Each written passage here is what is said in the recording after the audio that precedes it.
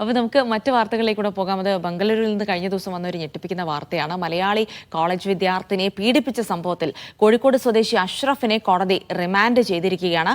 അഷ്റഫിന്റെ ഉടമസ്ഥതയിലുള്ള ഹോസ്റ്റലിൽ താമസിച്ച പെൺകുട്ടിയാണ് പീഡനത്തിനിരയായത്. 10 ദിവസം മുൻപാണ് അഷ്റഫിന്റെ വീട്ടിൽ താമസം തുടങ്ങിയതെന്ന് വിദ്യാർത്ഥിനി നൽകിയ പരാതിയിൽ പറയുന്നു.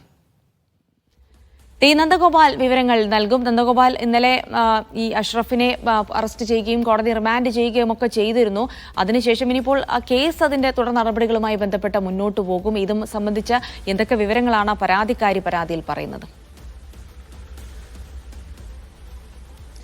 തീർത്തും ഞെട്ടിക്കുന്ന സംഭവങ്ങളാണ് ജിൽസി സംഭവിച്ചത്. 10 ദിവസം മുൻപാണ് ഈ പെൺകുട്ടി ഇയാളുടെ ഹോസ്റ്റലിൽ താമസിക്കുന്നതിന് വേണ്ടി എത്തിയത്. അതിനുശേഷം ഈ കുട്ടി പുറത്തു പോകുന്ന സമയത്താണ് ഇയാൾ മദ്യലഹരിയിലെത്തി തന്നോട് സഹകരിക്കണമെന്നാവശ്യപ്പെട്ടത്. പിന്നീട് കുട്ടി അപകടം മനസ്സിലാക്കി ഇവിടെ നിന്നും രക്ഷപ്പെടാൻ ശ്രമിച്ചപ്പോൾ ഈ അഷ്റഫ് കുട്ടിയെ ബലമായി പിടികൂടി മറ്റൊരു സ്ഥലത്തേക്ക് കൊണ്ടുപോയി ഇത്തരത്തിൽ പീഡിപ്പിക്കുകയായിരുന്നു എന്നുള്ളതാണ്. ഈ സമയത്ത് അപകടം മനസ്സിലാക്കിയ കുട്ടി സുഹൃത്തുക്കൾക്ക് ഒരു ലൈവ് ലൊക്കേഷൻ അയച്ചു കൊടുക്കുകയും ഈ സുഹൃത്തുക്കൾ ഇവിടേക്ക് എത്തിയാണ് ഇയാളെ പിടികൂടുകയും ചെയ്തിട്ടുണ്ടായിരുന്നത്. പക്ഷേ ഇയാൾ കാറിൽ ഒളിച്ചിരുന്ന സമയത്ത് അവിടെ നിന്നുമാണ് ഇയാളെ പിടികൂടി പോലീസിൽ ഏൽപ്പിക്കുകയും ചെയ്തത്. ഏതായാലും പോലീസ് ഇന്നലെ നടപടികളൊക്കെ പൂർത്തിയാക്കി ഇയാളെ കോടതിയിൽ ഹാജരാക്കുകയും റിമാൻഡ് വാങ്ങുകയും ചെയ്തിട്ടുണ്ട്.